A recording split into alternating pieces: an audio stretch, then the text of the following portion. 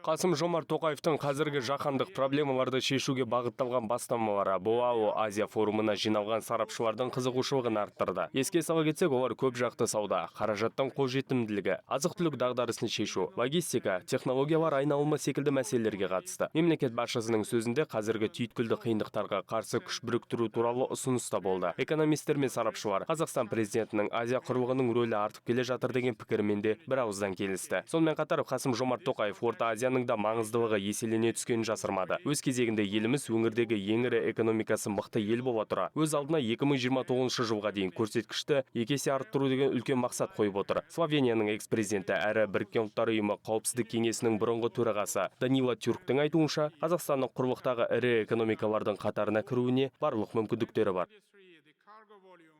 And it was, as I said, a very powerful message. Президент Тоқаевтың сөзі өте сенімді болды. Оның сөзінен Қазақстанның даму және жаңғыру әлеуеті Азия дамуының негізгі факторларының бірі екенін көруге болады. Президент осы уақытқа дейін қол жеткізілген ілгерілеу мен болашаққа арналған жоспарлар туралы жан-жақты айтып, әрқайсысына тоқталды. Өзара әріптестік пен өңірдегі көлік логистикалық әлеуетті арттыру сарапшылардың пікірінше ең дұрыс шешім. Қазақстан бұрыннан орта дәліз аталып кеткен бағыттың қақ ортасында орналасқандықтан Азияның көлік хабына айналуына мүмкіндіктері бар.